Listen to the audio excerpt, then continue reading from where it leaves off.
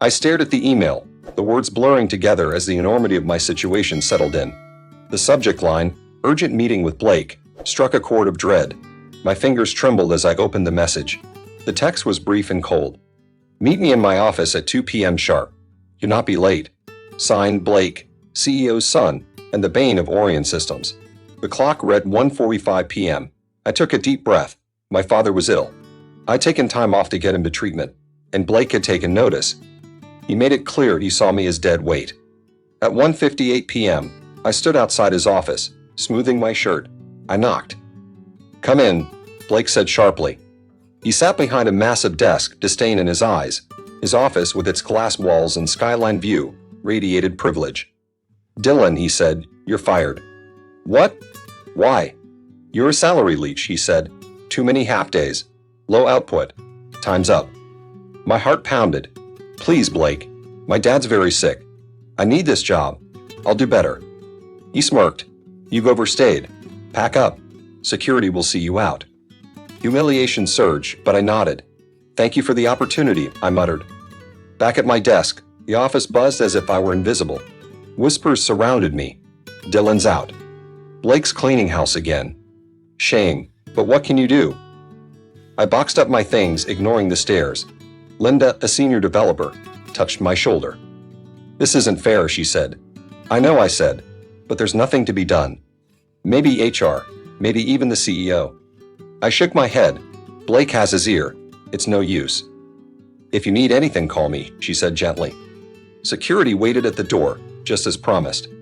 I walked past my coworkers for the last time. Outside, the city felt colder than ever. That night, lying on the couch, memories swarmed, 6 months of misery. Blake's arrival at Orion had cast a long shadow. He strutted in like a king, shifting policies and people at random. One Monday, I was buried in code when Blake clapped loudly. "New rule. Overtime for everyone, starting today. We've got to launch. I want 110%.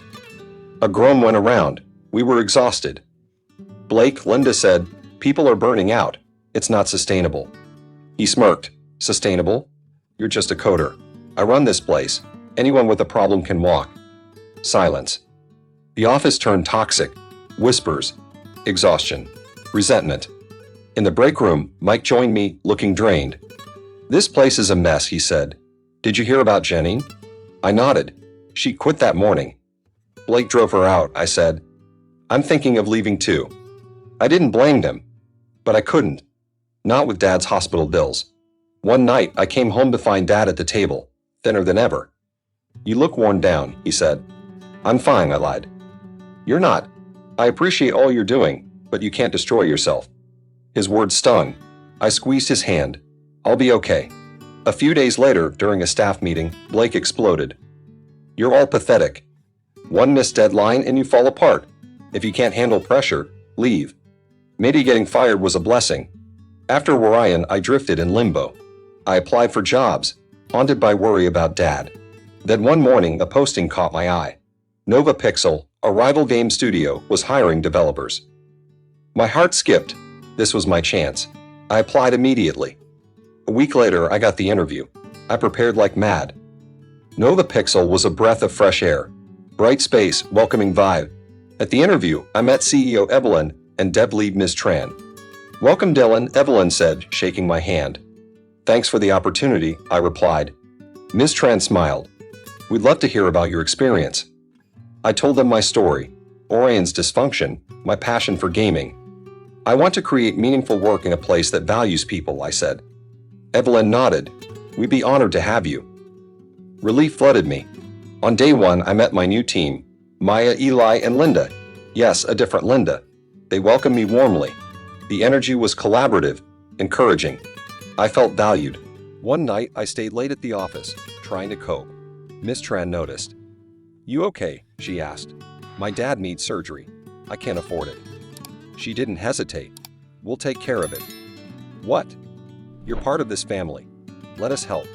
I was speechless. I simply could not believe it. Ordinary human kindness. I had become unaccustomed to it.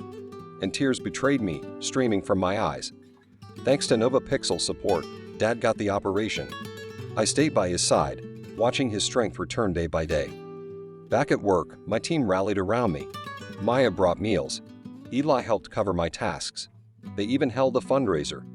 Dylan, Evelyn asked one day, "How's your father?" "Getting stronger every day," I said. "Thank you, all of you." She smiled. That's what families do. As Dad healed, I poured myself into work. When a major bug hit during a product launch, I pulled the team together. "We'll fix this together." We did. We launched on time. Evelyn congratulated us. "Outstanding leadership, Dylan.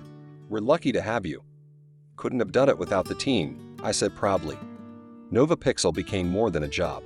It became home. Meanwhile, back at Orion, the fallout began. Blake's reign led to chaos. Talent fled. Morale crashed. Then CEO Martin, Blake's dad, recently recovered from illness, returned. In an emergency meeting, he addressed the board. "Blake's decisions have cost us dearly. He's relieved of all duties, effective immediately." He looked to the board. "We must rebuild trust. I'll return as interim CEO until we find a replacement. Let's fix this together." Hope sparked at Orion for the first time in months. But my life was elsewhere now, with people who cared, a place where I belonged, and a father whose life had been saved by their generosity. Blake's fall shook the industry, but I had already found something far more valuable: peace, purpose, and people who truly believed in me.